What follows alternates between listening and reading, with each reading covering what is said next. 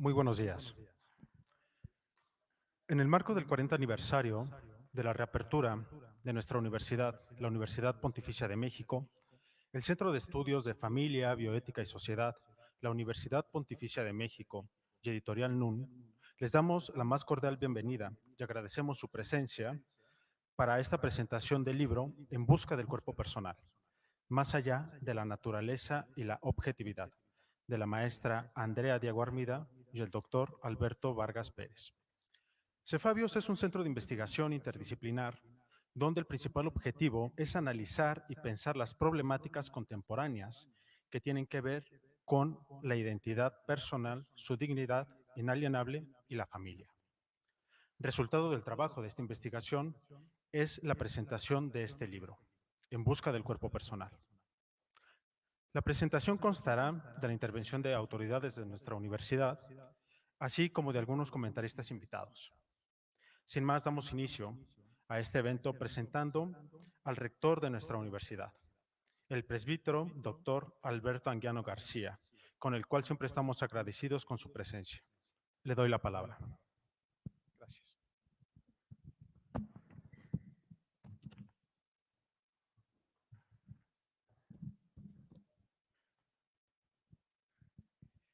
Pues muy buenos días, queridas amigas, queridos amigos. A nombre propio y a nombre de la comunidad educativa de la Universidad Pontificia de México, me complace mucho darles a cada uno la más cordial bienvenida a esta su casa. Nuestra reunión aquí en este martes de septiembre para la presentación de un libro después de los casi 2 años de aislamiento impuesto por la pandemia, nos hace tomar conciencia del esencial carácter corporal de nuestra existencia. En efecto, es el cuerpo vulnerable el que se infecta y se contagia, pero es también ese mismo cuerpo cuya proximidad se echa de menos, porque también la ausencia física enferma. Por eso bien decía San Juan de la Cruz, que el mal de amor no se cura, sino con la presencia y la figura. Durante la cuarentena sanitaria, nos hemos dado cuenta que podemos estar rodeados por tantos de esos objetos que la ciencia física llama cuerpos, pero nos sentimos solos cuando estamos lejos de los cuerpos de las personas. En busca de un cuerpo personal es el título del texto cuya presentación ahora nos convoca, pero es también el título de ese libro no escrito, pero que sintetiza la historia de la propia identidad. Desde que nacemos, no solo buscamos el cuerpo de otro, por ejemplo, el de la madre que nutre, sino que desde entonces empezamos poco a poco a tomar conciencia de que el propio cuerpo no es simplemente el vehículo en el que transportamos la conciencia con la que pensamos el mundo, porque no podríamos pensarlo sin antes sentirlo, pues nihil est in intellectu qui prius non fuerit in sensu. No somos pues una mera res cogitans alojada en una res extensa. Gracias al cuerpo tenemos la experiencia del mundo material que a su vez nos lleva a la conciencia de nosotros mismos, al descubrirnos inconfundibles con lo demás, pero semejantes a los demás. El semejante al que buscamos como la imagen de lo que somos nos revela la originalidad personal de un cuerpo que no es un simple amasijo de nervios sensibles. Si se busca un cuerpo personal será porque no se le tiene por naturaleza, pero que no se le tenga desde el nacimiento tampoco quiere decir que haya que inventarlo, ni menos crearlo ex nihilo, sino que hay más bien que encontrarlo, porque el cuerpo nos antecede como un dato originario que delimita nuestra existencia, no solo de manera individual, sino también de manera sexual y temporal. El cuerpo terrestre, hecho de la Adamá, de la tierra, según el Génesis, o el cuerpo polvo de estrella, según una metáfora astrofísica, es un cuerpo que nace, envejece y muere, aunque el que nace no quiere envejecer, ni mucho menos morir. La caducidad del propio cuerpo es el plazo que cada uno tiene para encontrarlo como suyo, como sí mismo, como cuerpo personal, pero no en sí, sino solo en el semejante y en la búsqueda con él. Pues nadie conoce el contorno de su figura sino en el espejo que el otro es.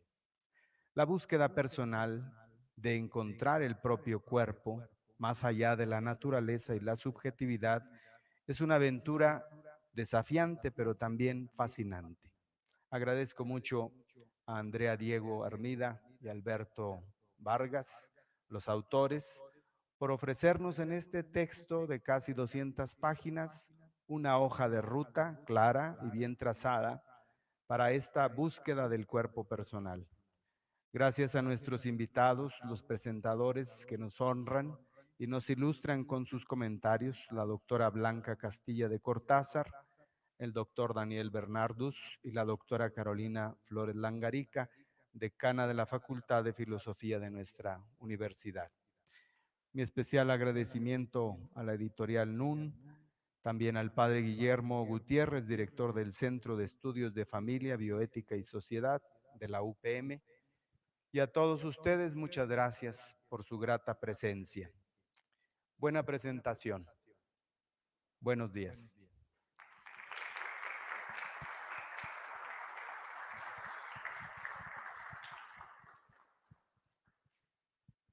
Pues agradecemos las palabras del doctor Anguiano, que son muy interesantes y nos recalca de nuevo el punto fundamental del reconocimiento del cuerpo propio. Ahora damos la palabra al presbítero doctor Guillermo Gutiérrez Fernández, quien es director del Cefabios. Adelante, por favor.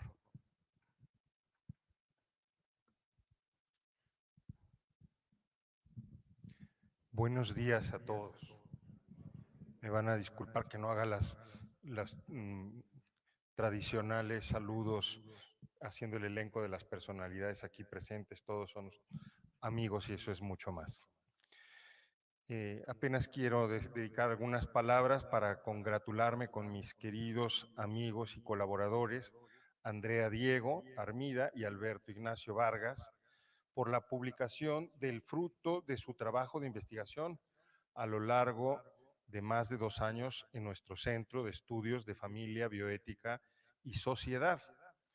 La presente obra es la cuarta que amablemente es acogida por la casa editorial NUN en su colección Dignitas Humana, en coedición con nuestra Pontificia Universidad de México, y que son fruto del trabajo de este centro de investigación de la universidad.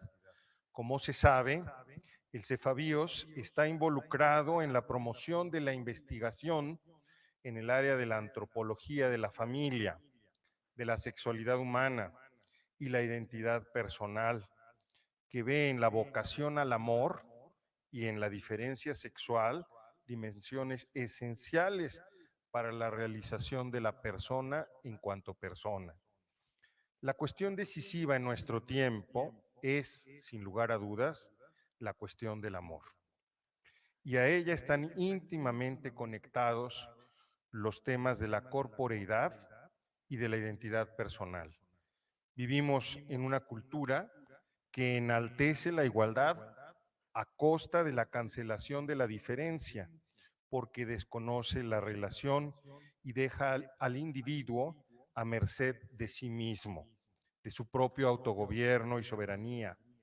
Por tanto, la diferencia varón-mujer es contestada y censurada en la vida social, política y civil, e incluso en algunas ocasiones también en la vida religiosa. La reflexión sobre la reciprocidad y complementariedad de la dualidad odiada sexual, como alguien la ha llamado. Sin embargo, la realidad es dura y ahí están los estudios de las neurociencias, de la genética y de la psicología que continúan hablando de un cuerpo y una mens sexuada. De ahí que la investigación de los profesores Alberto Vargas y Andrea Diego sea tan pertinente. Ellos revisan 3 grandes comprensiones antropológicas sobre la corporeidad humana: la clásica helénica, la cristiana y la moderna contemporánea. Con esta panorámica podemos continuar nuestra búsqueda de una articulación integral que nos ayude a comprender mejor el enigma de nuestro cuerpo y de nuestra identidad. Espero que disfruten la presentación del libro y sobre todo que lo puedan estudiar y aprovechar muy bien. Y felicidades a Alberto y a Ignacio, perdón, y a Andrea por la publicación. Gracias.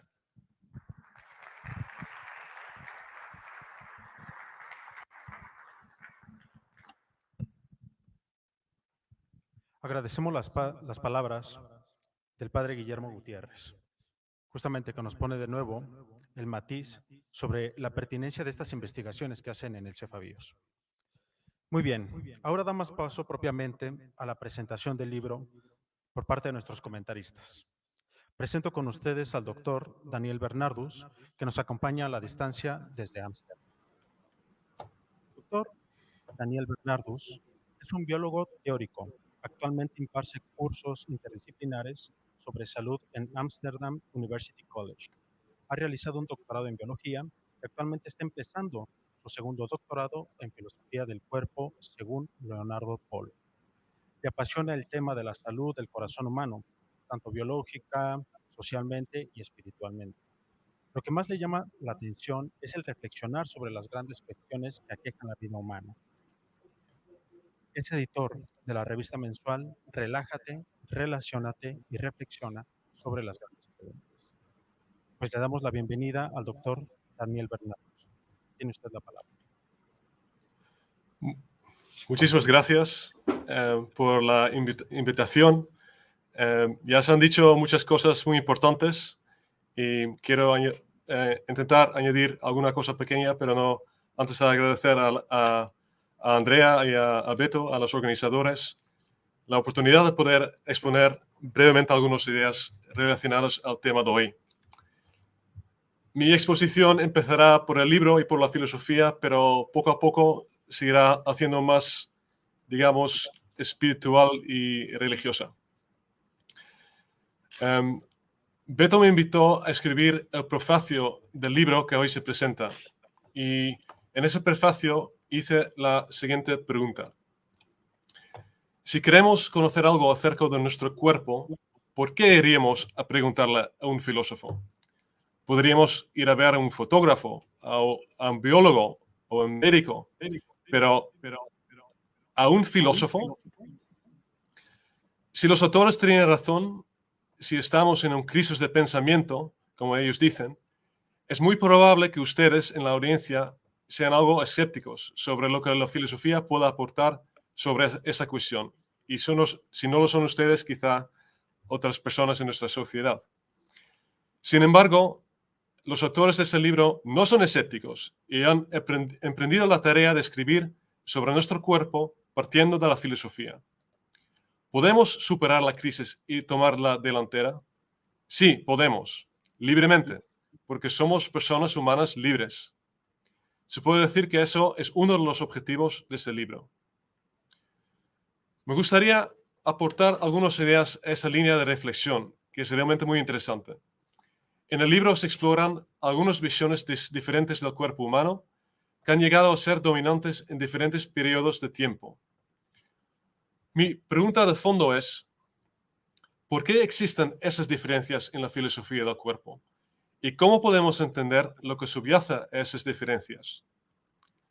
Para una explicación de las diferencias en sí, os remito al libro. El libro contiene una sugerencia que me gustaría retomar y profundizar.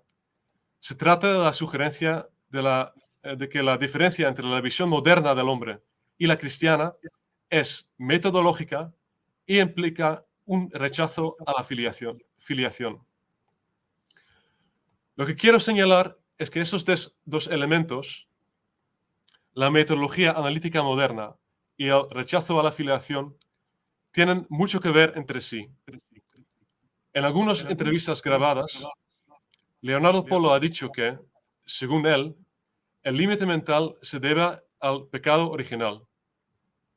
El carácter limitante de nuestro conocimiento es un trastorno introducido en nuestra facultad de conocer después de la caída del hombre, a pesar de haber sido creada buena. El pecado es, por supuesto, también una ruptura de nuestra relación filial con nuestro Padre Dios, que trae consigo el rechazo a la filiación. Por tanto, ambos elementos pueden entenderse como resultado del pecado. Esto nos lleva a preguntarnos, ¿hay más influencia del pecado en nuestro cuerpo y en nuestra comprensión del mismo? En la historia de la filosofía ha habido muchas visiones dualistas del ser humano, de las cuales Platón es un ejemplo bien conocido, aunque algo discutido, porque, bueno, no todos dicen que realmente fue dualista, pero bueno. Al igual que Descartes, que ya ha sido mencionado. Parece que han mantenido no solo una distinción, sino incluso una cierta clase de separación entre el cuerpo y el alma.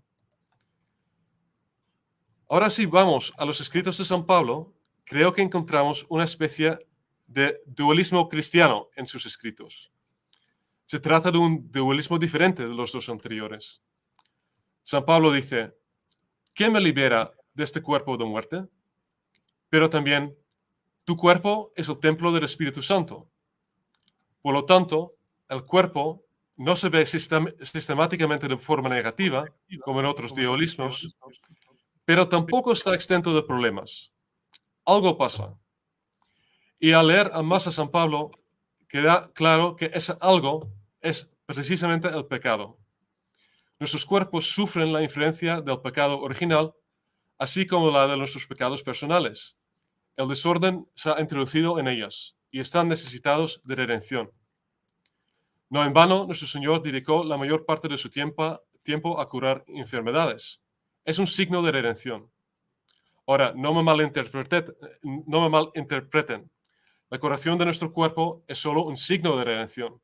No es en sí misma la plenitud de la redención. Y viceversa, las personas pueden ser redimidas mientras sufren físicamente, como nuestro Señor sufrió en la cruz.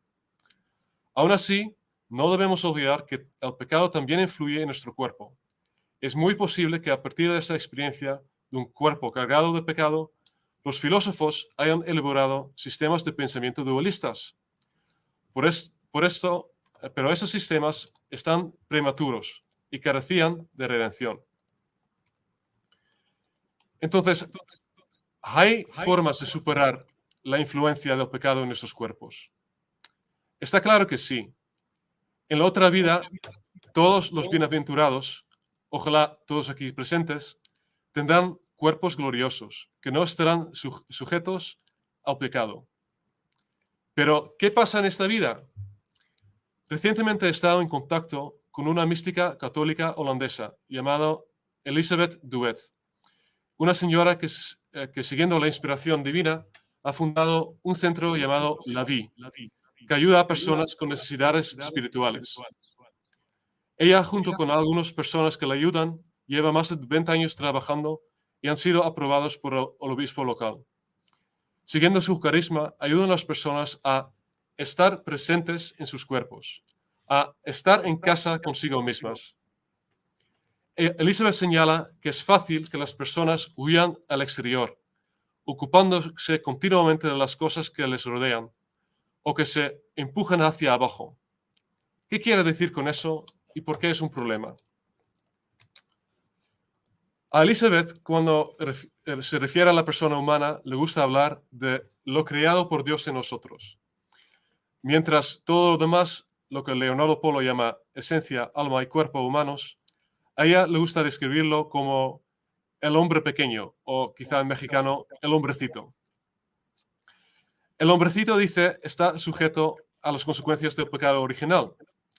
Sin embargo, lo creado por Dios en nosotros, nuestra persona, está en casa con el hombrecito, puede empezar a establecer una conexión vertical con Dios, porque como dice Leonardo Polo, la persona es como una luz transparente, la luz de Dios pueda iluminar lo creado por Dios en nosotros, la persona. Y al estar presentes en nuestro cuerpo, podemos empezar a vivir nuestra filiación divina en nuestro cuerpo. En palabras de San José María, en la línea del horizonte, hijos míos, parecen unirse el cielo y la tierra. Pero no, donde de verdad se juntan es en vuestros corazones, cuando vivís santamente la vida ordinaria. Sin embargo, el proceso que aquí describe San José María no se produce automáticamente. Nuestro corazón forma parte del hombrecito, y si lo creado por Dios en nosotros, la persona, está continuamente ocupada en la línea del horizonte, no puede establecer la conexión íntima necesaria para que se produzca esta santificación íntima. En cambio, si no estamos en casa con nuestro hombrecito, con nuestro cuerpo, a partir de la conexión íntima que podemos libremente establecer ahí con Dios, podemos empezar a santificarnos a nosotros mismos y a santificar a los demás. Y en algunos casos significa que podemos curarnos también de los problemas físicos. También hay algo de esto en la obra de San José María, cuando dice que los actos de contrición nos ayuda a tener paz interior e incluso a veces a recuperar la salud física.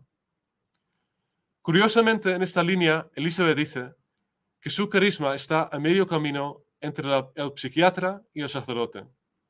Porque el sacerdote, dice ella, en el sacramento de la confesión, tiene todo el poder para curarnos completamente de todas las consecuencias del pecado. Sin embargo, a menudo la gracia del sacramento no puede alcanzarnos tan profundamente, porque nuestro hombrecito no ha sabido abrirse a esa gracia. Y cuando está cerrado, el sacerdote no puede llegar ahí, no puede llegar a lo que está ahí. Cuando nos quedamos en casa con nosotros mismos, la gracia de Dios puede ayudarnos a iluminar la raíz de muchas de las perturbaciones que nos afectan. Cuando los llevemos a la confesión, nos daremos cuenta de que la confesión puede tener efectos incluso físicos en nosotros, al curarnos las consecuencias del pecado. Y una vez curados, podremos salir de nosotros mismos y ayudar a los demás de una manera nueva, guiados más fuertemente, directamente por la gracia de Dios en nuestro interior. Al final, dice Elizabeth, el Espíritu Santo nos mueve a nuestra existencia más profunda, donde somos esencialmente todos los seres humanos que Dios quiere que fuéramos, pero donde nosotros mismos no podemos llegar solos como seres humanos a causa del pecado original. Entonces, he titulado esta charla El cuerpo personal en peregrinación, porque, como espero que haya quedado claro, la cuestión antropológica sobre el cuerpo humano es profundamente religiosa. Nuestros cuerpos y la forma en que los entendemos se ven afectados por las consecuencias del pecado y necesitan ser redimidos. Como sugiere Elizabeth Duez, podemos, como personas, estar en casa con nuestros cuerpos y ahí abrir la puerta para que el Espíritu Santo pueda brillar a través de nuestra luz transparente, que es expresión de Polo, y en la línea de San Pablo podemos convertirnos más plenamente en templos del Espíritu Santo. Esta iluminación no será tan plena como en la vida posterior a esta, pero, según sugiere Elizabeth, podemos acercarnos a la vida sin mancha de Nuestra Señora María en un grado mucho mayor de lo que imaginamos, si estamos en casa con nosotros mismos y nos dejamos limpiar profundamente por la gracia de Dios. Así seremos los seres humanos que Dios quiso que fuéramos, y espero y rezo para que nuestra Madre y el Espíritu Santo nos acompañen en ese viaje. Muchísimas gracias.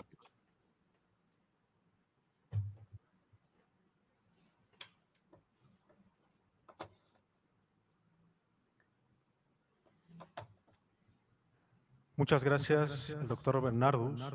Fue una intervención muy interesante y nos dejó pensando de momento muchísimas cosas. El asunto que está en el trasfondo del rechazo de la afiliación en ciertas concepciones de la modernidad, así como las concepciones dualistas que se han acarreado a lo largo de la historia. Sin más, también y ligado con algunas palabras que había mencionado nuestro rector, ¿no? El cuerpo como signo de una manifestación aquí en el mundo. En fin, muchísimas gracias de nuevo al doctor Bernardus que nos acompaña desde Ámsterdam. Ahora, en este momento, y desde luego no puede faltar, la opinión de nuestra querida decana de la Facultad de Filosofía de nuestra Universidad Pontificia de México, la doctora Carolina Flores Langarica. Ella es licenciada por la Universidad Pontificia de México, maestra y doctora por la Universidad Nacional Autónoma de México. Actualmente funge como decana de la Facultad de Filosofía de la Universidad Pontificia. Ha sido profesora en la Universidad Católica Lumen Gentium, en el Instituto Salesiano de Estudios Superiores, Universidad La Salle y en la Universidad Pontificia de México. Ha publicado diversos artículos, entre los que destacan la intersubjetividad como elemento necesario para la comprensión del ser humano, la alteridad como punto de partida para una educación intercultural y neuronas espejo e intersubjetividad, una discusión entre neurociencias y fenomenología. Su línea de investigación se centra fundamentalmente en el problema de la intersubjetividad y las relaciones personales. Por favor, doctora, adelante. Buenos días.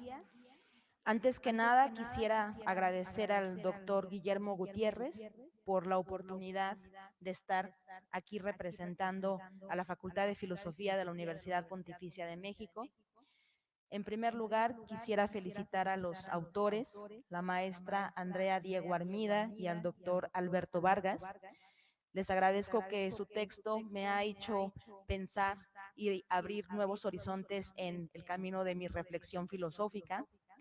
Hace tiempo que ya no tenía la oportunidad de pensar nuevamente en el autor del cual dediqué mi tesis, que es Emmanuel Levinas, pero justamente con la lectura de este texto se abren horizontes hacia otros autores que también abran el tema de la corporalidad. Me gustaría mencionar algunas palabras sobre el documento que estamos presentando el día de hoy. Y lo primero que podría decir es que a lo largo de la historia podemos pensar que cada época tiene sus propias características. En este sentido, es posible afirmar que nos encontramos ante el fenómeno de la cultura del descarte, la cual nos ha hecho insensibles a la experiencia de alteridad. Se ha generado una cultura del derroche y del desperdicio.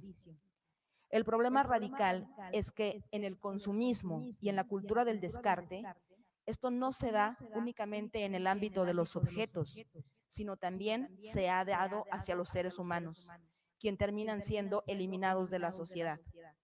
El otro es visto como una cosa más entre las cosas y por tal motivo objeto de consumo.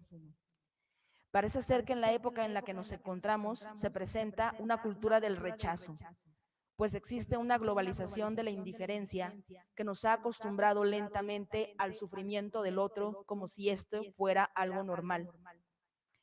El problema que ocasiona esta situación es que el descarte de las personas constituye una deshumanización en cualquier sistema social y político. Ahora bien, entre los rasgos que también caracterizan a nuestra época, sin duda se encuentra una emblemática exaltación al cuerpo. Hay en su origen una desmedida devoción individualista del yo. Además, asistimos a una actitud de desenfado respecto del propio cuerpo. Se fomenta la exhibición como sinónimo de libertad. El culto del cuerpo, consiste no solo en una deformación del cuerpo humano, sino también, como bien dicen los autores, en una reducción del hombre a una esfera inferior, la del cuerpo no humano. Sin embargo, este exhibicionismo y pisoteo de la intimidad más bien denota la ausencia del ser personal. Parece entonces que nos encontramos en una época de ofuscamiento y de alienación. Ante este hecho, también es posible afirmar que incluso en las condiciones del espíritu de la época, que podría parecer un tanto oscuro, es posible que emerja la resistencia, la crítica e incluso experiencias alternativas que testimonian, a su vez, que el ser humano no coincide plenamente con la época en la que se vive. Se trata del supuesto de la libertad, de pensar que el ser humano puede romper con la impostura de la incomplicidad para reformarse constantemente y convertirse en sujeto de prácticas comunitarias de humanización y de reflexión crítica. Desde este horizonte es que cobra sentido el texto del día de hoy presentado en busca del cuerpo personal, más allá de la naturaleza y de la subjetividad. Agradezco mucho el subtítulo porque cuando uno piensa en categorías de naturaleza, podemos pensar en un primer momento condiciones de naturaleza humana, dirán algunos, y la subjetividad, también en el sentido de asumir la parte de la conciencia y la racionalidad como el esquema fundamental de lo que implica ser hombre. Pensar que este libro nos abre horizontes a entender al hombre desde la corporalidad me da un momento de alegría, precisamente cuando generalmente entendemos al hombre como animal racional y a veces parece ser que la corporalidad es dejada de lado. En este libro de la maestra Andrea Diego y del doctor Alberto Vargas, se presenta una visión general que permite asumir una comprensión del cuerpo humano que busca evitar posturas reduccionistas sobre el hombre, que al mismo tiempo han conducido a una crisis individual y social. Parece ser que ahora la corporalidad se encuentra basada en creencias, en impulsos, y desde esta perspectiva resulta complejo entender el sentido de persona. Como bien se afirma a lo largo del libro, el rumbo que ha tomado el cuerpo es de un objeto de mercado. Es decir, el sentido último del cuerpo se ha visto desde el horizonte del capitalismo.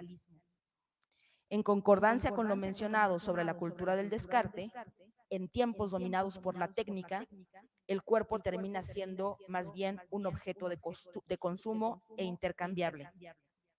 Ahora bien, frente a estos esquemas y en un sentido de crítica y en un sentido de apertura hacia estos nuevos horizontes, se presenta en el texto que es necesario asumir la libertad como punto fundamental para entender la donación de la existencia humana. El hombre no solamente se entiende en categorías epistémicas o en categorías nociológicas, también se entiende en categorías de apertura que son posibles a partir del cuerpo. En otras palabras, es necesario trascender el ámbito natural y subjetivo y abrir paso a un cuerpo personal que, como bien nos dicen los autores, se entiende como donalidad.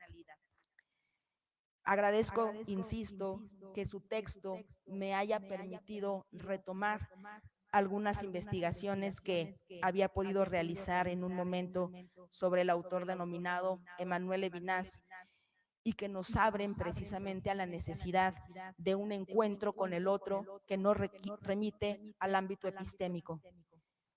Para Levinas, lo que veo del otro es ante todo un rostro que se manifiesta como apertura para una relación ética, un rostro que no se dirige a la conciencia, sino a la afectividad del sujeto. A partir de una relación ética, resulta posible afirmar el hecho de que el hombre no se define únicamente en virtud de su capacidad intelectual, sino que también puede ser comprendido en virtud de su bondad de escuchar el llamado del otro. Por lo tanto, la subjetividad, desde horizontes de afectividad, describe un momento heterónomo donde la conciencia despierta a través de una relación con alteridad.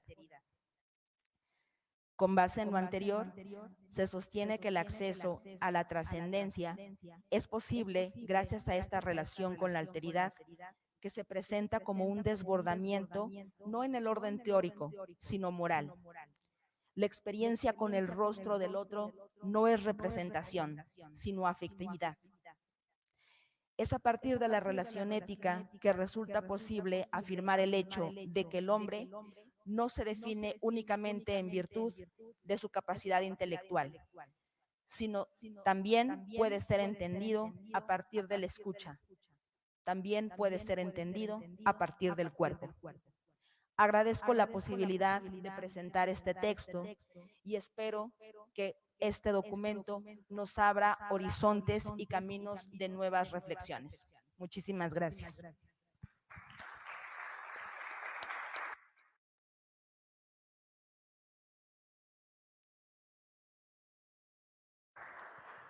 Pues agradecemos la intervención y las ideas que nos ha expuesto y nos ha compartido la doctora Flores Langarica. Es muy interesante pensar el asunto del encuentro con el otro a través de la manifestación del rostro, a través del cuerpo, justamente porque el cuerpo no puede reducirse solo a una concepción biológica, sino que cabe un además, como diría Leonardo Polo, ¿no? Hay una concepción originaria que hace posible el encuentro con el otro y eso es lo que vale la pena descubrir y encontrar. Muy bien, pues ahora daremos la palabra a una persona que ha trabajado muy de la mano con los autores, de la cual han escuchado consejos así como críticas, siempre constructivas. Desde luego, ella es profesora ordinaria de antropología en el Pontificio Instituto Teológico Juan Pablo II de Madrid. Ha sido docente en centros dependientes de la Universidad Complutense y en la Universidad Internacional de La Rioja. Doctora en filosofía y máster en antropología por la Universidad Complutense de Madrid. Doctora en teología por la Universidad de Navarra. Ha colaborado como profesora invitada en universidades españolas y americanas. Ha estudiado a autores como Gabriel Marcel, Tomás de Aquino, Javier Zubiri, Karol Wojtyla y Leonardo Polo. Autora de más de 150 artículos de revistas especializadas y libros en colaboración. Se ha especializado fundamentalmente en antropología de la persona y género.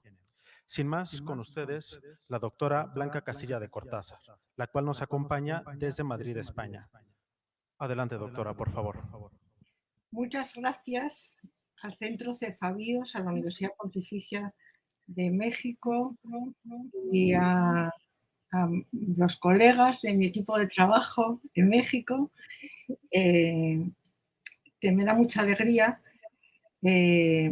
participar en estos primeros frutos que están saliendo de nuestra investigación conjunta. Y quiero felicitar en primer lugar a los autores del libro, del que ya hablamos, si no recuerdo mal, en un congreso que se organizó también por Cefabios, pero en la época sin presencial, en COVID, el año pasado, en septiembre, cuando aún estaba Infieri, y que tras un año que ha publicado, pues se nota que ha crecido como las personas, ¿eh? Y ha madurado notablemente. La lectura que he hecho ahora del texto me ha parecido eso, que ha crecido. Es sorprendente que, siendo el cuerpo algo tan evidente y palpable, apenas haya reflexión filosófica y teológica acerca de él. O sea, mi comentario va a ser académico. Es más, en la historia de la filosofía ha dominado el prejuicio gnóstico, que tiene sus raíces incluso en el platonismo, del que ya nos ha hablado el profesor de Ámsterdam, al considerar la carne como la cárcel del alma, como una realidad negativa y sometida a fuerzas oscuras, ¿eh? Quizá por una influencia del pecado original, ya nos lo ha contado nuestro compañero. De hecho, hace falta una reflexión positiva que considere el cuerpo como lo que es, algo salido de las manos de Dios y por tanto bueno. Fue Max Scheler quien señaló que la antropología debía empezar por el cuerpo. Y esa línea pues la han tomado quienes han seguido tras su pensamiento de una manera o de otra, como es Karol Wojtyla y como es Leonardo Polo, que hace una descripción del cuerpo humano fundamental e inicial para explicar que el espíritu humano no puede albergar en cualquier cuerpo. Desde luego, si se quiere hacer una antropología de corte universal que sirva para todos los seres humanos que busquen conocerse, el cuerpo es el escenario adecuado al presentar evidencias universalmente constatables y válidas, cualesquiera que sean las creencias o convicciones de la persona que esté estudiando o acercándose al tema. Toda la cantidad de datos que nos ofrece la ciencia, la biología, la neurociencia, son constatables por todo el mundo, ¿eh?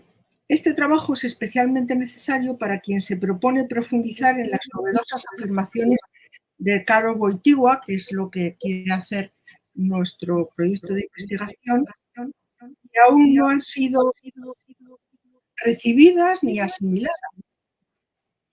El Papa filósofo parte de la filosofía para hacer la teología del cuerpo, expresión que chocó en su momento y que él justifica de un modo increíble, ahora no me voy a detener en el tema. Y como es sabido, su antropología se centra en la noción de persona y considera que el cuerpo es expresión de la persona. ¿Dónde se descubre a la persona? En el cuerpo. Quizá más en la mirada, en las expresiones, el cuerpo es capaz, es una de las características cuando él explica que el cuerpo tiene un significado esponsal, dice es que el cuerpo es capaz de expresar el amor. Bueno, pues esto que no se ha trabajado filosófica y teológicamente, sin embargo los poetas y los literatos lo describen muy bien en sus libros. Voy a hacer simplemente una pequeña referencia a que en la segunda parte del Quijote, el Quijote le manda a Sancho Panza a ver a Dulcinea a su casa. Y bueno, entre las cosas que le va a decir, pues claro, le va a hablar de Don Quijote. Y el Quijote le dice a Sancho Panza que por favor no pierda detalle de cuáles son las expresiones y cómo se mueve la Dulcinea cuando le hable de él. Si se apoya en los pies, si se mueve para la derecha, si se toca el pelo, si hace no sé qué. Dice, porque a través de lo que ella diga con su cuerpo, yo sabré lo que piensa de mí. Esto es bonito porque los poetas siempre se han adelantado a los filósofos y siempre vamos por detrás, pero en fin, este es nuestro signo. Bien, pues en este sentido, partiendo de que el cuerpo es expresión de la persona, es totalmente certero el enfoque y el título del libro, En busca del cuerpo personal. ¿Qué es esto del cuerpo personal? Bien, en primer lugar voy a relatar o voy a detenerme en dos aciertos del libro. Tiene más, pero no puedo detenerme en todos. El primero, deseo destacar la acertada estructura del libro, que repasa el íter del pensamiento filosófico sobre el cuerpo. Y no lo hace en un orden cronológico, cosa que es muy didáctica, porque parte de la confusión actual. La situación actual que niega evidencias corpóreas, como es la diferencia sexual, por ejemplo, y después se repasa la concepción del cuerpo en la modernidad, donde están las raíces de la crisis y del confusionismo actual. Desde ahí se pasa a la antigüedad clásica, en concreto a las imprescindibles aportaciones de la filosofía, sobre todo aristotélica, que no se puede obviar. Y se destaca que es imposible renunciar al concepto de naturaleza, como ha hecho la posmodernidad, que lo ha quitado del lenguaje académico, del lenguaje jurídico. La naturaleza no es suficiente para llegar a la persona. Por eso la búsqueda del cuerpo personal es más allá de la naturaleza. Pero sin la naturaleza no llegamos al cuerpo. O sea, no llegamos a la persona. O sea, no se puede obviar la naturaleza. Por último, se profundiza en la verdad, en la novedad cristiana, que durante el humanismo europeo, esto lo he pensado muchas veces, se ha identificado demasiado con las aportaciones aristotélicas. O sea, lo llamado humanismo aristotélico tomista era más aristotélico que tomista. ¿Por qué? Porque la principal aportación de Santo Tomás pues, se perdió por sus primeros comentadores, se ha redescubierto recientemente en la segunda mitad del siglo XX y ahora estamos, por tanto, en la época post-Santo Tomás de Aquino. Antes no, antes era sobre todo Aristóteles. Entonces, repensar la novedad cristiana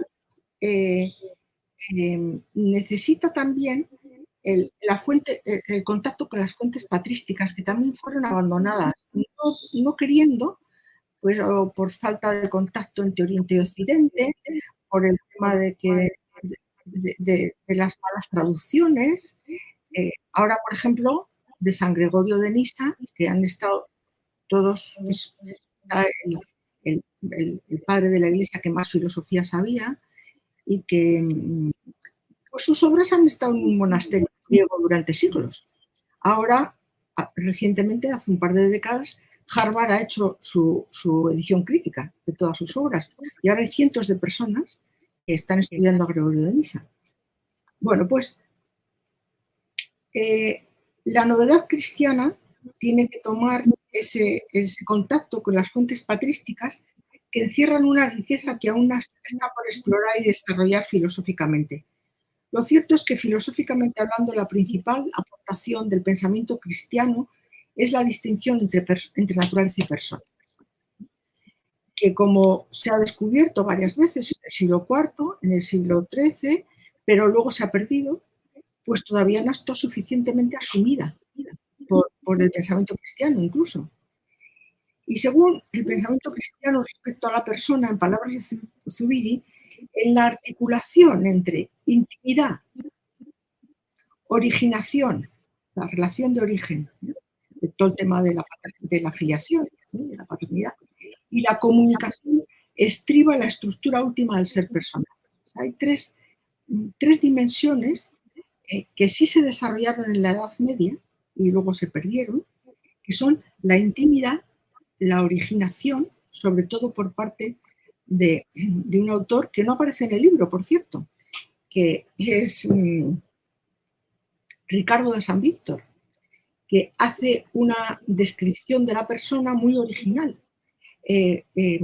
descubriendo la palabra existencia, pero dándole mucha importancia al existencia y el es como relación de origen. Eso es la afiliación. Provenimos de alguien, de nuestros padres y de Dios.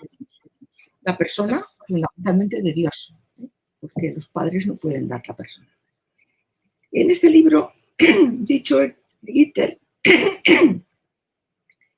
el íter sobre la busca del ser personal, está teñido por la reprobación que han supuesto las tesis de Caro Wojtyła y de Leonardo Polo, los dos imprescindibles. Este último, que prosigue al auténtico Santo Tomás, él comienza cuando se redescubre en los años 60 la distinción es esencia, y aplica la distinción es esencia a la antropología, cosa que nadie había hecho hasta ahora. Y es una perspectiva que abre el camino para desarrollar los temas más importantes de la antropología y los que no se sabía cómo abordar, que son sobre todo la inteligencia, pero todavía más la libertad y el amor concebido como don. El don de sí, que en esto Leonardo Polo y Wojtyła son muy similares, aunque vaya cada uno por caminos diferentes, ¿no? Y aporte cada uno su propia perspectiva. Y lo que está claro es que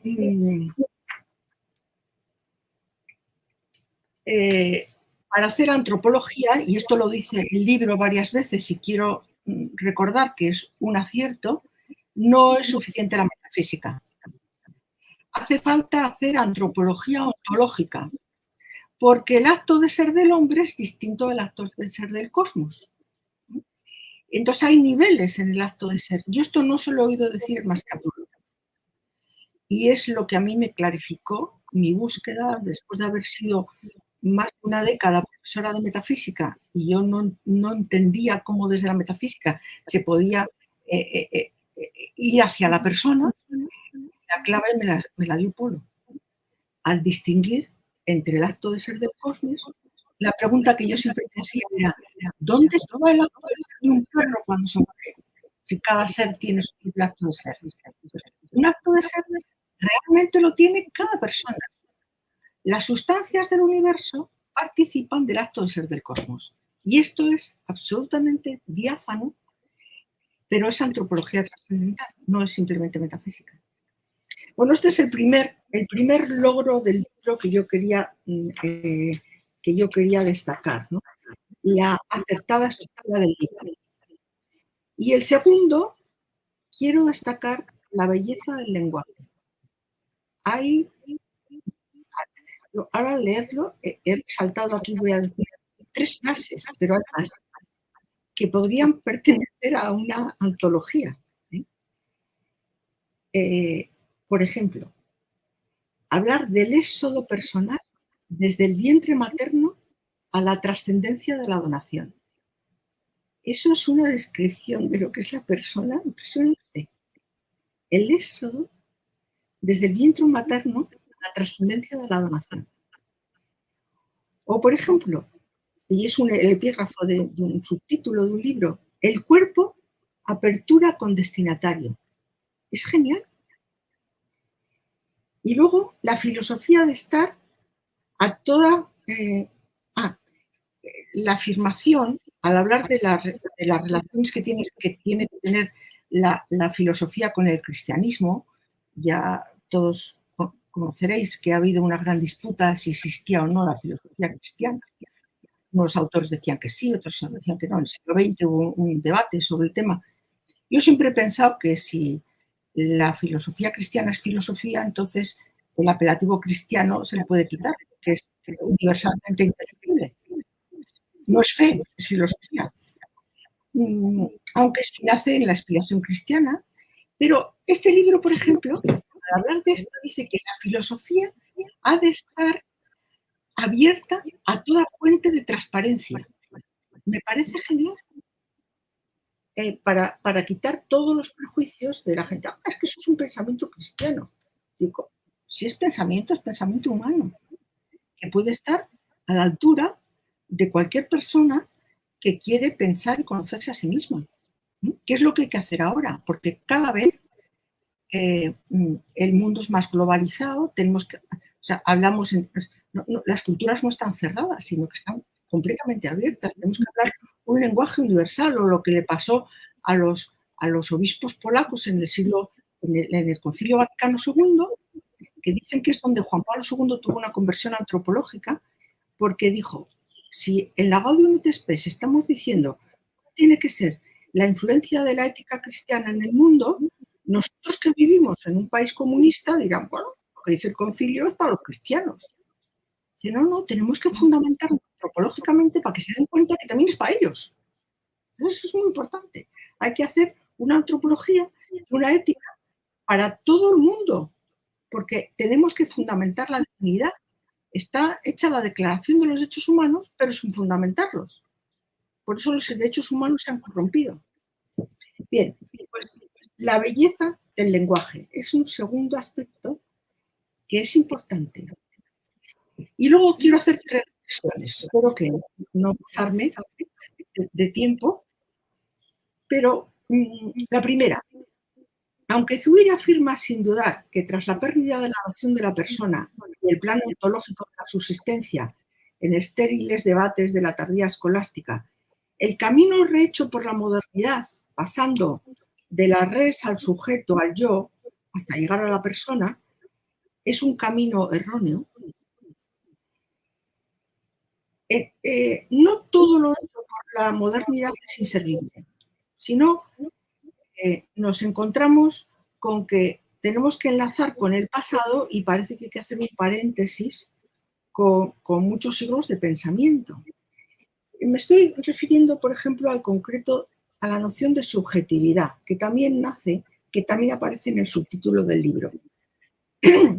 Se entiende lo que se quiere decir, pero la noción de subjetividad, aunque no es tan clara como la de persona, ni mucho menos, no es necesariamente equivalente a subjetividad cerrada en sí misma. Algo, pues eso, lo que ha dado lugar al subjetivismo. Subjetividad no es subjetivismo, no es exactamente igual.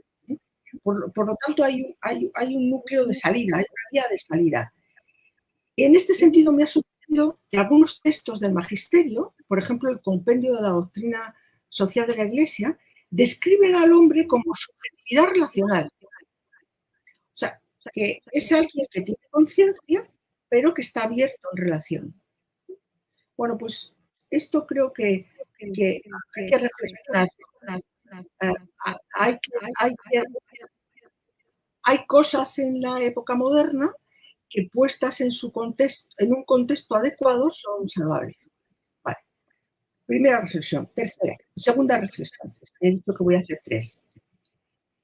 En el texto se hace varias referencias a que hay que hacer una antropología en 3 dimensiones. Bueno, esto tiene mucho que ver con lo que dice San Pablo, ya que nuestro amigo de Ámsterdam ha citado tantas veces a San Pablo. A mí hay un texto de San Pablo que me parece antropológicamente impresionante, que está en la primera Tesalonicenses 5:23. Dice, vuestro ser completo es cuerpo, alma y espíritu. El espíritu es la persona, la luz transparente de la que habla Polo, porque es algo que procede de Dios y Dios es luz. O la persona humana es luz. El acto de ser es luz. Bueno, pues vuestro ser completo es cuerpo, alma y espíritu. ¿Qué es lo que hace? Le da luz también al cuerpo. La mirada tiene luz, porque a través de la mirada es donde más se puede encontrar la persona. Vale. Entonces, los autores del libro dicen que hay que hacer eso, una antropología en 3 dimensiones. Y van en esta línea, claramente. Lo biológicamente innato, dicen la esencia y la persona. Cuerpo, alma y espíritu. Bien. Bueno, pues mi comentario es que, aunque la cuestión es certera, quiero llamar la atención sobre lo que es lo innato. ¿Lo innato es solo lo biológico? Esta es la pregunta, porque parece que los autores dicen eso. Quizá no lo quieran decir, pero no queda claro. ¿Qué es lo innato? Eso me lo he preguntado muchas veces. Lo innato, como su nombre indica, es aquello con lo que nacemos. Cuando naces, lo llevas dentro. Lo recibido al nacer. Y cuando nacemos, no solo somos biología. También tenemos una dotación psicológica, en la que además de novedad, porque cada uno tiene sus dones propios, hay herencia parental. Hay muchas cosas psicológicas recibidas de los padres, hasta aficiones, gustos. No todos los hijos tienen las mismas, pero unos heredan más de la madre, otros del padre, otros de un abuelo, otros de... Las leyes de Mendel, pues tienen sus leyes, ¿no? O sea, hay herencia parental y sobre todo somos novedad radical por el acto de ser persona. Es decir, los 3 estratos son innatos. El biológico, el psicológico y el ontológico. La operación libre que irá construyendo la esencia a través del cultivo de hábitos parte de una dotación a 3 niveles y los hace crecer a los 3. O sea, Alberto Vargas tiene una tesis que no todos sus compañeros filósofos aceptan y que yo cada día pienso y repienso, que hay crecimiento personal. Hoy mismo uno de nuestro equipo de trabajo me ha mandado un mensaje y me dice, oiga, ¿se puede ser más persona? ¿Hay personas que son más personas que otras? Bueno, se habla mucho de la despersonalización, pero se puede crecer personalmente. La persona, cuanto más ama, más persona es. Bien, esto es todo un asunto que tenemos que ir desarrollando, ¿no? Y Alberto Vargas, que ha hecho su tesis sobre el don, que es lo mismo que el amor, pues tiene ahí tesis muy interesantes. Bueno, ya al final del libro se hace mención de pasada al significado esponsal del cuerpo y este es el tercer comentario que yo quería hacer. Y voy a leer un trocito, una frasecita del libro. El cuerpo humano, complementario en su masculinidad y feminidad, es signo visible de que el hombre no se comprende a sí mismo, sino en relación. Por ello, la complementariedad sexual no es únicamente biológica, sino esencial. Y dice muy certeramente, más aún, refiere el significado de la coexistencia personal humana. El cuerpo personal es, a su vez, esponsal. Este es un tema que queda pendiente en el libro, simplemente está incoado, ¿no? Y querría comentar que la complementariedad no solo es biológica y esencial, como el libro abre la puerta para decirlo, ¿no? También hay complementariedad personal. O sea, si somos dos encarnaciones humanas distintas, porque el ser masculino y el ser femenino tiene que ver con la relación, el acto de ser personal es el que es abierto, y esto requiere una relacionalidad ontológica constitutiva anterior a la acción y con la que uno nace, no que uno se da, sino que uno tiene por nacimiento. Dicha relacionalidad humana es justamente la responsabilidad, que al ser dual y disyunta, porque no se puede ser varón y mujer a la vez, cada cual nace o varón o mujer esponsalmente abierto. La esponsalidad configura dos modos de amar que hacen posible la unidad de los dos. La díada, la díada humana, así como Dios es tríada, ¿no? Polo dice que el ser humano no lleva dentro de sí su réplica. La réplica hay que buscarla y encontrarla. Por eso es tan importante el encuentro. Ahora bien, la esponsalidad no es conyugalidad.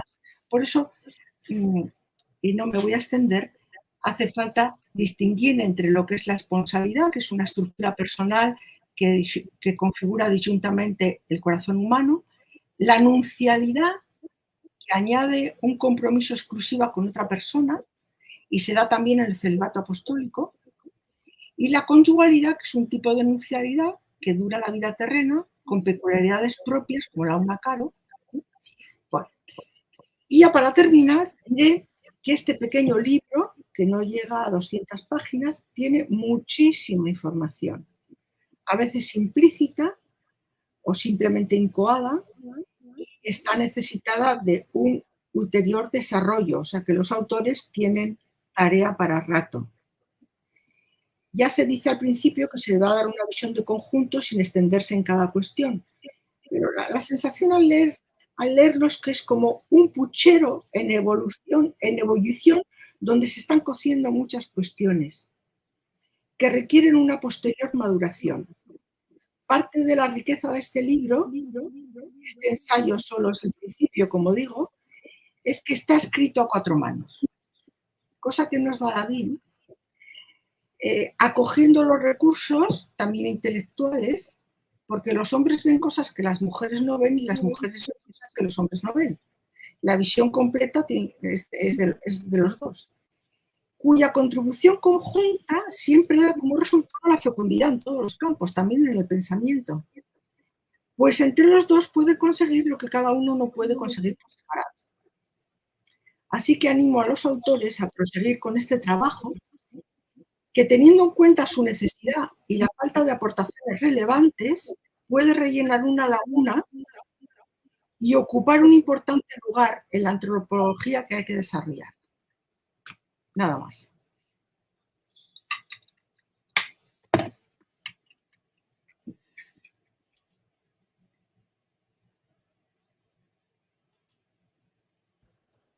Muchas gracias a la doctora Blanca Castilla de Cortázar. Agradecemos su intervención, que siempre nos deja con un buen sabor de boca. Nos deja pensando algunas cosas. De manera particular, dos ideas que me gustaría resaltar. El cuerpo como un bien en sí mismo, que no es poca cosa. Y en segundo lugar, algo que ya se había mencionado tanto con el doctor Daniel como con la doctora Langarica, justamente que el cuerpo no puede ser reducido ni a un aspecto biológico, ¿no? Y tampoco puede ser reducida a la persona ni al aspecto biológico solo corporal, ni tampoco al aspecto subjetivo, solo como un ente pensante. Pensar justamente el asunto de esta realidad que nos propone el libro de una manera mucho más profunda, más dinámica y justamente interdisciplinar, ¿no? Hay muchísimas cosas que quedan aún por discutir. Y es por eso preciso, pues, por último, presentar a nuestros autores del libro. Agradecemos también la presencia de nuestras autoridades, del rector Alberto Anguiano y de la doctora Flores Langarica. Agradecemos mucho su presencia.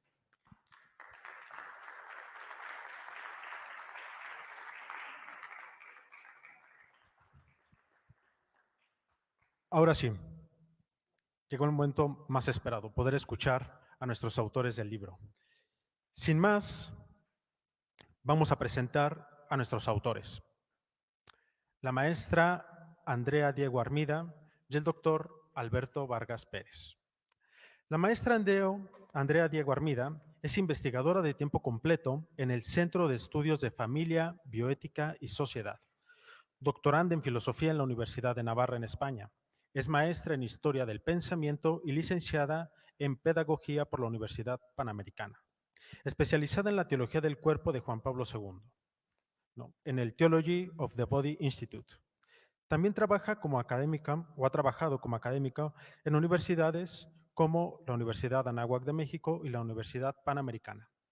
Su área de investigación es la filosofía de la educación, la antropología filosófica y la filosofía de la familia, en el tema del amor humano.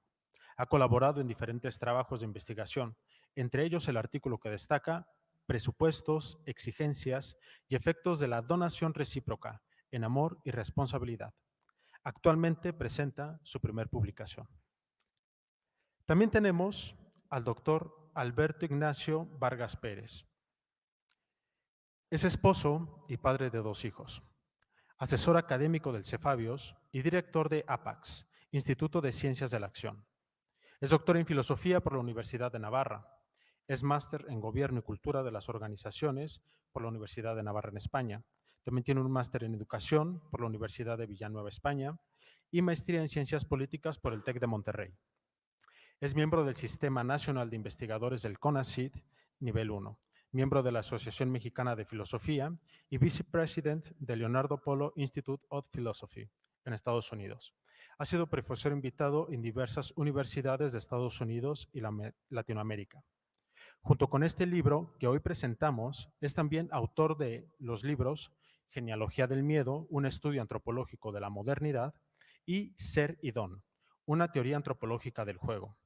Su línea de investigación es la noción de persona como don y el rendimiento interdisciplinar de la antropología filosófica, los cuales, después de darnos un breve saludo y unas palabras, responderán a las preguntas del público. Adelante, por favor, y gracias.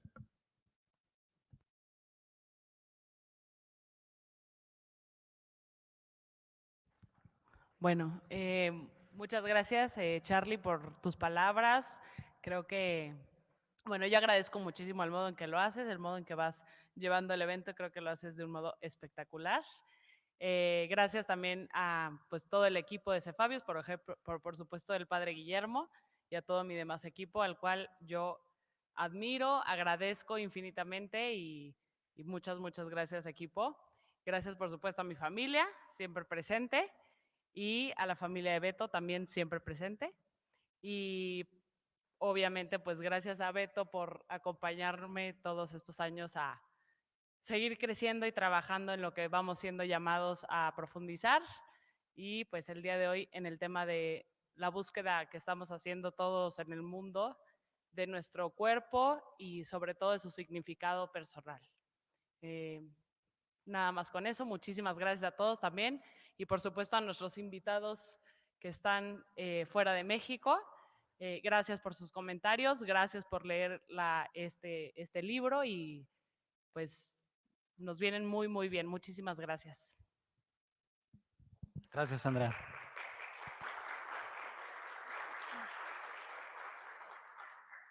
Sí, quiero añadir a los agradecimientos, obviamente, a la editorial NUN, que nos ha ofrecido un espacio para la publicación de este libro, y por supuesto a la Universidad Pontificia de México, y bueno, obviamente a todo el equipo.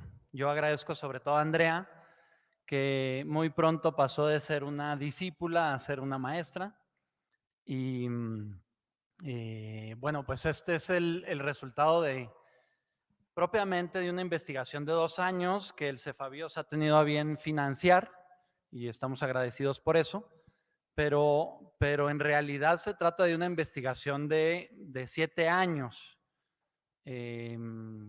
y es una investigación que si bien en mi caso, hablando en primera persona, es una investigación central en mi itinerario intelectual.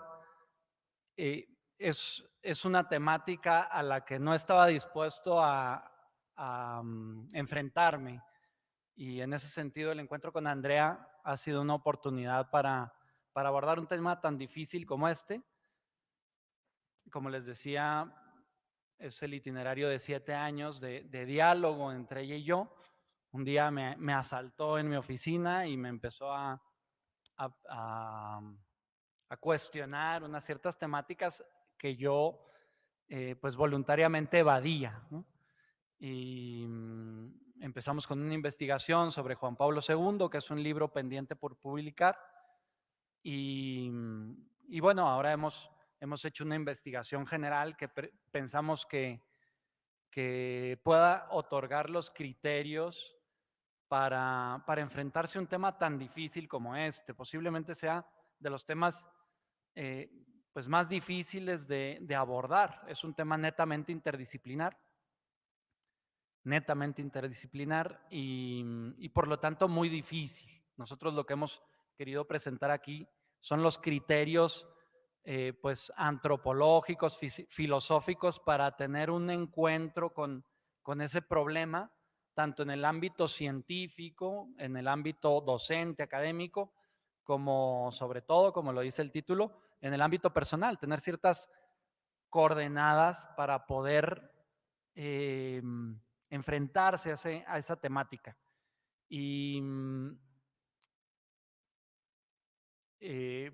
con afán un poco de atender algunos de los comentarios que nos han hecho muy acertadamente nuestros invitados. En ese sentido también quiero agradecer especialmente a Blanca mutuamente, que ella también nos ha acompañado como maestra, sin duda, la consideramos una maestra nuestra. Y luego, por otro lado, nuestro encuentro con Dan también es relevante porque, pues como saben, a pesar de que no hizo especial énfasis en sus conocimientos propiamente de biología, como él indicó, fue un recorrido hacia la dimensión religiosa del cuerpo, pero nuestros diálogos con él pues son relevantes también para el abordaje de este problema y de este libro. En ese sentido, me gustaría comentar unas cuantas cosas, si me permites, Carlos, y luego les agradeceré si tienen algún comentario, les agradeceremos sobre el libro. Me parece que agradezco a Blanca que ha indicado el asunto de la transparencia. Para nosotros el asunto de la transparencia es muy relevante porque la búsqueda de ese cuerpo personal implica, es simultáneamente una búsqueda por la identidad personal. Cuerpo e identidad es obvio que están muy relacionados, pero no sabemos cómo enfrentarnos, cómo manejar esa relación. Y muchas veces se presenta como antagónica, problemática, pero ese itinerario tiene que ver mucho con el transparentarnos a nosotros mismos y transparentar nuestro propio cuerpo. A veces hacemos de nuestro cuerpo como esa pues ya no cárcel, sino esa máscara, esa fachada de nuestra propia intimidad. Y tiene que ver con un asunto que André y yo hemos discutido mucho, que es el miedo. El miedo que tenemos a abrirnos, a transparentarnos, a encontrarnos, no solo con nosotros mismos, con la trascendencia, con Dios, por supuesto, pero también con los demás. Y en ese sentido hay una virtud que a mi modo de ver no es virtud, sino es una especie de don, y por eso la transparencia tiene que ver con el don, la búsqueda del encuentro del cuerpo personal tiene que ver con el don, que es la sinceridad. Me parece que la virtud que permite, es parte del método de esa búsqueda del cuerpo personal, es la sinceridad. Estamos ante un reto por asincerarnos, ¿no? Y el cuerpo es pues de algún modo como el pastor de esa sinceridad. me gustaría usar esa expresión, podría decir el compañero, pero entonces pareciera como que voy yo y mi cuerpo, ¿no? Es como una especie de pastor de esa búsqueda. Y por último, hacer una invitación a nombre de Andrea y mío, pues a debatir con el libro. Obviamente el libro es prematuro, en el sentido de que es una investigación pues muy difícil y que está en camino. Nosotros pues llevamos 7 años y posiblemente cada uno, consciente o inconscientemente, pues lleve su propia vida, su propio itinerario de exploración. La invitación es esa, a criticar el libro, a aprovecharlo, a explorarlo, a profundizar en asuntos que a lo mejor simplemente están pues incuados o abordados tangencialmente, y de entrada por eso les pedimos una disculpa.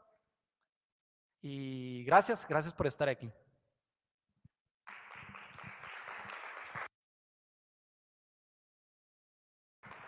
Muchas gracias por las palabras de nuestros autores, de Andrea Diego y de Alberto Vargas. Ahora abrimos justamente el micrófono al público, presencial o en línea. Si alguno tuviera alguna pregunta, algún comentario, pues adelante, tenemos a nuestros autores.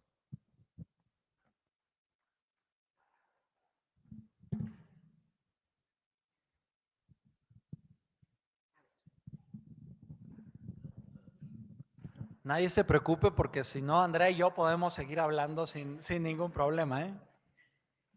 Esta es una pregunta para la maestra, para ambos dos, pero ustedes platican de que este es una inquietud que vienen trabajando desde hace 7 años, y yo creo que esta inquietud la tiene desde antes la maestra, y me gustaría saber cómo nace esa inquietud por preguntarse cuál es realmente el cuerpo personal.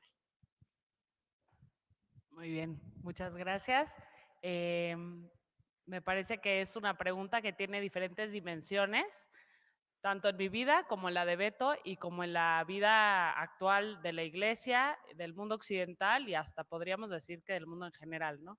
La pregunta por el significado del cuerpo es actual y lo sabemos todos, ¿no? Y está en crisis. Bueno, primero empiezo por la parte, pues, en la dimensión personal. Creo que la pregunta por el significado del cuerpo llega, hay una pregunta anterior, me parece a mí, o así ha sido en mi itinerario personal primero, y es la pregunta por el sentido de la vida. Porque preguntarse por el significado del cuerpo y preguntarse por el significado de la vida o de la propia vida, me parece que son preguntas hermanas y son preguntas consecutivas. En mi caso personal así ha sido. En mi caso profesional, yo soy una persona más comprometida con la educación que con cualquier otra cosa. Yo siempre digo, soy pedagoga de corazón y de profesión, por supuesto. Y creo que si educar es acompañar a crecer, pues crecer tiene que tener un norte, y por lo tanto preguntarse por el sentido de la vida es preguntarse por el norte hacia el cual vamos a acompañar a crecer. Entonces creo que esa sería parte de mi inquietud personal, de mi inquietud profesional y de dónde nació esta pregunta, ¿no? ¿Cuál es el significado de estar aquí? Bien, la pregunta creo que era principalmente para Andrea, pero hago un comentario. El crecimiento precisamente es, lo más manifiesto del crecimiento es el cuerpo, Todos los que tenemos el don de estar casados y de tener hijos, pues es todo un libro abierto, ¿no? Los bebés son eso, son como un libro abierto. Uno es un aprendizaje pues muy amplio cuando uno se encuentra con un bebé, con un niño, y los va acompañando. Yo y Andrea todavía estamos al inicio de la aventura de ser padres, pero el cuerpo humano en ese sentido pues es un gran libro del crecimiento, ¿no? Y el crecimiento es una pregunta grande en la antropología. De algún modo podríamos decir que el bebé El bebé está pues no pierde el tiempo, ¿no? Ahorita Juliana, que es ese bebé que lleva Andrea en su vientre, no está perdiendo el tiempo. Es pura ganancia de tiempo, ¿no? Nosotros hoy experimentamos como una gran pérdida de tiempo. Con frecuencia pensamos si ha valido o no la pena el tiempo recorrido, ¿no? Pero en el caso de un bebé en el vientre materno, es pura ganancia de tiempo. El bebé no está perdiendo el tiempo, es pura ganancia. Y en ese sentido, la búsqueda del cuerpo personal, de algún modo es como una embriogénesis espiritual. La embriogénesis es esto que acabo de indicar, la pura ganancia de tiempo. El niño está creciendo en su vientre y el crecer es eso, es pura ganancia, ¿no? Todos queremos crecer. Pues la búsqueda del cuerpo personal es de algún modo esa embriogénesis espiritual, ¿no? Ese constante renacer del espíritu que no se permite perder el tiempo. ¿Y qué sería esa embriogénesis? Pues es lo que proponemos en el libro, es el don. Es decir, en la medida en que uno es capaz de darse, en esa medida se descubre, ¿no? Es un fenómeno peculiar porque implica un deshacimiento de uno mismo, un soltarse de sí, cosa que es, pues es el atrevimiento más grande que puede haber, el soltarse de sí, ¿no? Y darse, pues es lo que le da sentido a soltarse. ¿Por qué soltarse, no? ¿Qué sentido tendría soltarse si no es para darse? Yo quiero aprovechar este momento también como director del Centro de Estudios de Familia, Bioética y Sociedad para agradecerle a Nancy y a Fernando el apoyo, porque es particularmente el apoyo de ellos el que hace posible que ustedes hoy estén presentando su libro y que les hace tener la experiencia de esta donación. Así es de que muchas gracias, Fernando, y muchas gracias, Nancy. Ahora le vamos a dar la palabra al profesor de aquí de la universidad, Ramón, que quiere hacerles una pregunta. Primero, felicitarles, Andrea, Beto, y esto que acaba de decir el padre Guillermo, pues es evidente al verte subir en el estado de embarazo, el libro toma vida, así clara y evidente. Y una pregunta, Beto, cuando hablas de este don o carisma de la sinceridad, yo me dedico al acompañamiento espiritual de laicos, religiosos, sacerdotes, y voy descubriendo que un paso muy importante es la sinceridad. Y hoy solemos ser muy sinceros, pero no siempre veraces. Hay quien dice que hay que dar el paso de la sinceridad a la verdad de lo que somos. ¿Qué te merece este comentario respecto a lo que has dicho? Gracias. Sí, muchas gracias por la pregunta. Pues es una pregunta difícil. Lo que creo que podríamos decir es que en los últimos años y también a través de esta investigación he tenido encuentro especial con la fenomenología francesa. La doctora Flores hablaba de Levinas y creo que ahí se encuentran claves interesantes y una de ellas es la exploración de la vulnerabilidad. Y en ese sentido el cuerpo tiene mucho que decir, porque el cuerpo en ese rol, si se quiere, de ser pastor de la intimidad, de la existencia, pues nos indica primeramente, es una clave antropológica que no hay que perder de vista y posiblemente sea la primera clave antropológica, la debilidad.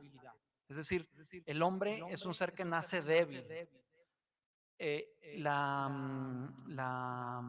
valoración de este asunto es un asunto antropológico muy relevante, que además la modernidad ha puesto, sobre todo la primera modernidad, recordemos por ejemplo a Lutero, ha puesto muy de manifiesto, y yo creo que acertadamente, el hombre es un ser débil.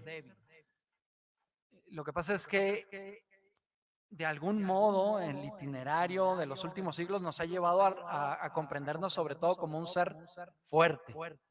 Y esa es la máscara corporal, ¿no? Ahora hablaba con el padre Anguiano y salía el tema del currículum, ¿no?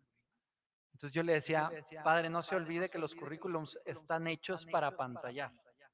Es decir, vamos construyendo como una máscara de nosotros mismos que nos permite sentirnos fuertes, porque eso es la cultura que hemos establecido, una cultura del éxito. Y mirar al cuerpo nos permite caer en la cuenta de la vulnerabilidad. Vuelvo al tema de los niños, ¿no? Es una experiencia. Los niños tienen como esa virtud nativa o ese don, que es la transparencia, ¿no? La sinceridad tal vez ya implica, por eso la proponía como una virtud don. No sé, a lo mejor en algún momento me atrevería, nadie se vaya a escandalizar, a proponerla como una virtud incluso teologal, ¿no? Los niños son transparentes, pero la sinceridad implica pues un juego de la libertad. Es decir, la transparencia podríamos decir que es una dotación nativa del niño. El niño nace transparente, nace débil, nace abierto, vulnerable, pero el hombre está llamado a crecer y viene el surgimiento del yo, y con él de la subjetividad, y con él de las proyecciones, y es decir, pues su propio crecimiento, el propio crecimiento de la persona. Y entonces estamos ante el reto de acoger ese don y hacerlo propio, ¿no? Que sería, a mi modo de ver, la sinceridad. Entonces, respondiendo a la pregunta, creo que para acompañar a alguien, para invitar a alguien a ser sincero, hay que atreverse a presentarse vulnerable, ¿no? Creo que esa sería una clave.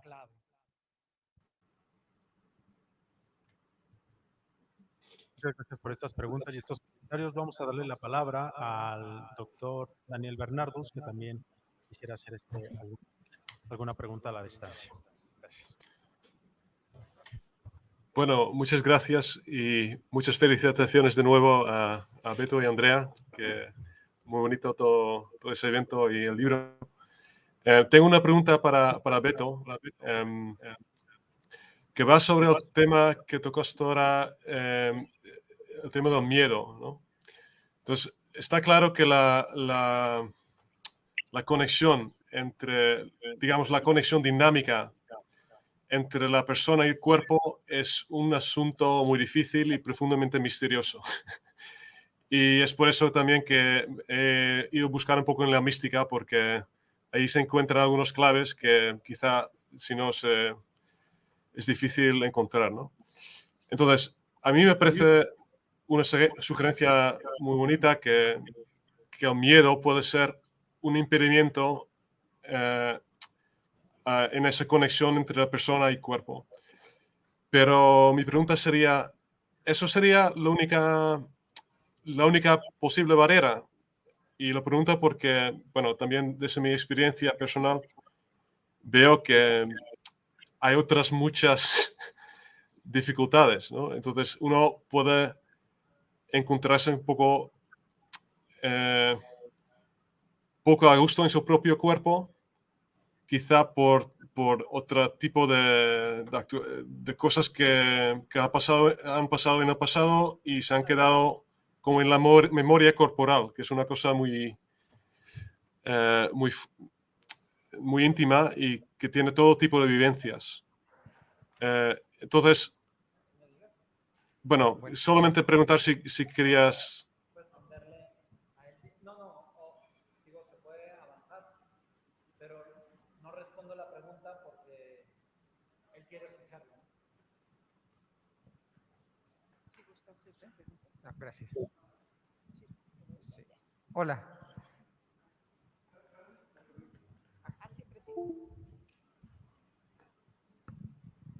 Doctor, si Sí. vuelves a hacer la pregunta nuevamente, por favor. ¿nos has escuchado? No se escuchó la última parte. Perdona. Vale, ¿por dónde, ¿por dónde empiezo? Es la única alternativa. Dan, muchas gracias por tu pregunta. Te quedaste cortado al final y estabas explicando que si entendí bien, que si el miedo es la única fuente o la única causa de esa disfunción relacional con el cuerpo. Sí, ¿Quisieras terminar la idea o era eso? Sí, simplemente decir que me parece que hay muchas cosas de experiencias pasadas que también pueden influir y que nos hace estar como a disgusto con nuestro cuerpo, y eso también afecta a la relación, me parece. Pero no sé cómo ves esa sugerencia. Sí, te agradezco mucho la pregunta porque creo que está sugiriendo un matiz que sin duda hay que aceptar, ¿no? Como sabes, hay un librito que publiqué hace unos años que se titula Genealogía del Miedo, en el que hago esa exploración, y una de las tesis centrales de ese libro es que si bien no todo es miedo, el miedo es capaz de dar lugar, abrir paso a una cultura. Y hoy, desde nuestro punto de vista, porque es una tesis acogida por el libro, se ha establecido una cultura del miedo que se vuelve sistémica, ¿no? Al ser cultural se vuelve sistémica. Entonces, si bien mi relación con el cuerpo no necesariamente tiene como núcleo el miedo, sí estamos inmersos en una cultura, es lo que he llamado crisis antropológica. Estamos en una crisis antropológica, no solo en una crisis cultural, sino en una crisis antropológica. Y definitivamente el modo de hacerse cargo de una cultura estructurada por el miedo, piénsese por ejemplo la política, la economía, la educación, las relaciones interpersonales, la familia, es fácil detectar ciertas estructuras de miedo en torno a esas organizaciones. Que si, podríamos volver a la escritura, ¿no? Por ponerlo en estos términos, aunque no hace falta ponerlos en estos términos, ¿eh? ¿Quién pecó? Considerando que tú hacías referencia al pecado original, ¿no? ¿Quién pecó? ¿Él o sus padres? ¿No? Pues más allá de quién pecó, si él o sus padres, o quién tiene miedo, ciertamente hay una cultura que se ha desarrollado que en el fondo la dimensión positiva, diría yo, es que nos ayuda a caer en la cuenta de nuestra vulnerabilidad. Y en ese sentido el tema de la afiliación es central, porque la búsqueda del cuerpo personal no equivale, pero en buena medida es la búsqueda del Padre. La búsqueda del Padre, ¿no? Entonces creo que va por ahí. No sé si quisieras comentar algo, Andrea. Pues nada más muy breve, pero retoma el comentario además anterior. Esto me parece a mí que una muy pequeña aportación, pero para mí relevante es que cuando hablamos de la afiliación, que me parece obviamente nuclear, si bien no es lo radical, sí es importante, por ejemplo, en el acompañamiento y detectar en dónde están pues ese rompimiento de la relación de la persona con el significado de su propio cuerpo. También está el tema de la afiliación en el plano de la naturaleza humana. Es decir, en el acompañamiento de una persona, no solamente estamos obviamente frente a un hijo del padre, sino también estamos frente a un hijo de sus padres. Y en ese sentido, nada más retomar que el tema de la afiliación, evidentemente estamos hablando de la afiliación divina, pero no solamente, sino que también hay que retomar que pues he ahí, me parece a mí también, un núcleo del miedo y de todo lo demás que ya dijo Beto. Sí, gracias, Andrea. Nomás añadir algo más, atendiendo a tu pregunta, Dan, es que, y esto se lo aprendí a Andrea y simultáneamente a Blanca y simultáneamente a Nancy, mi esposa. Hay relaciones estructurales, la filiación no es la única relación estructural o radical. Y la existencia del hombre en el tiempo abre paso a una relación que de su misma estatura, que es, como indicaba la doctora Castilla, y agradecemos su crítica, la relación esponsal. Es decir, la relación esponsal está por explorarse y en el libro creo que buscamos disponer la mesa de tal modo que se pueda abordar ajustadamente esa relación. Es una relación central en la existencia y que tiene que ver también con la intersubjetividad. Buenos días. Alberto, mucho gusto. Participaste hace algún tiempo en una sesión del seminario de metafísica de aquí de la Universidad Pontificia, y el haberte conocido en esa oportunidad realmente es lo que me tiene hoy aquí. Poder convivir un poco más de cerca contigo y conocer algo más de tu pensamiento. Muchas gracias. La pregunta que te quiero hacer es la siguiente. La persona, por una parte, es el cuerpo, lo biológico del individuo. Y por otra parte es la conciencia. Desde el punto de vista psicológico, una parte de nuestro lenguaje es lo que nos constituye como ser psicológico.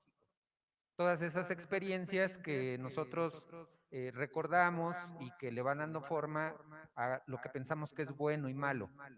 Lo que te quiero preguntar es si tú crees que este modo de concebir lo psicológico, como esas partecitas del lenguaje que nos permiten entender lo bueno y lo malo, ahí es en donde podría estar el hilo conductor, en donde se unen lo biológico y el ser, digamos. Ayúdame, Andrea.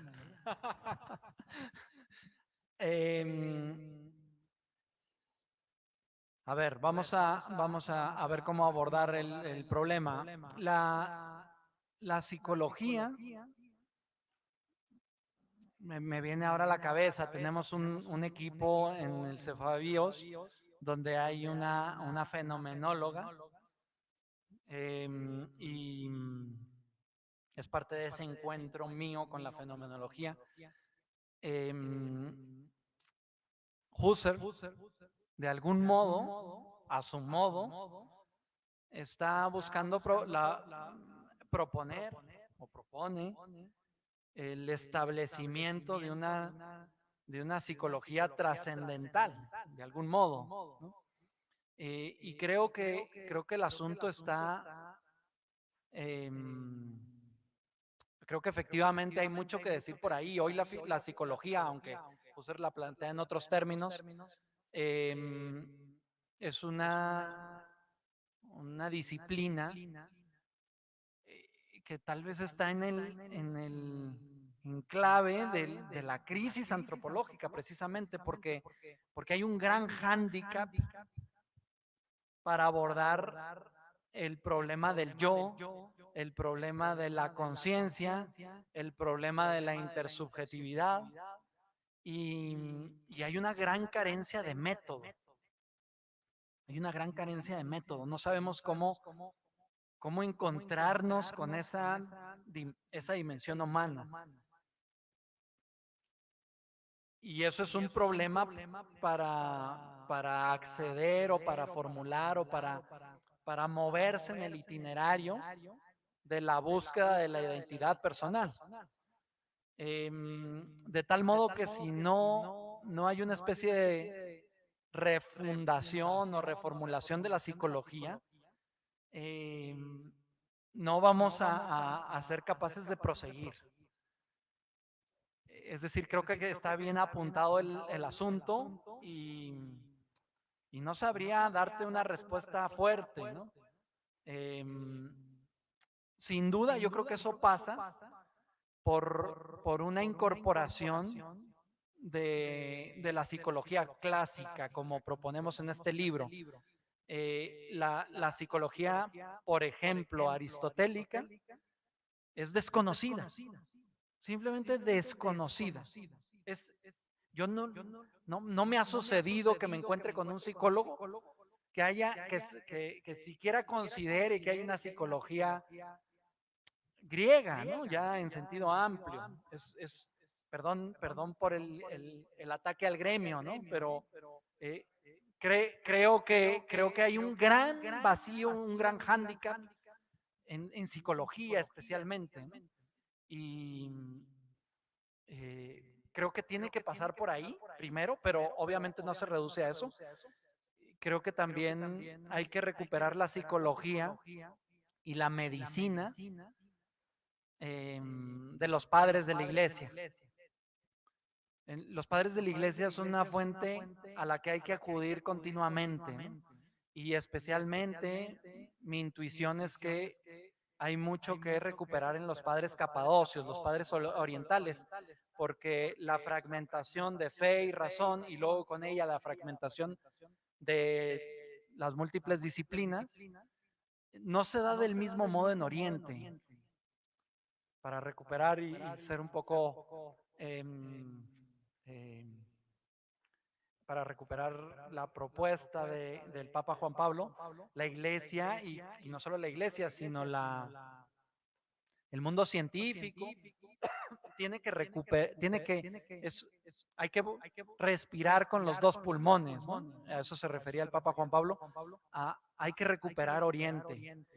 Y la sociedad contemporánea se da cuenta de esto, y hay un gran acercamiento a Oriente, pero no al Oriente más duro, más rico, que a mi modo de ver es los padres orientales. Para los padres orientales eran verdaderos médicos, ¿no?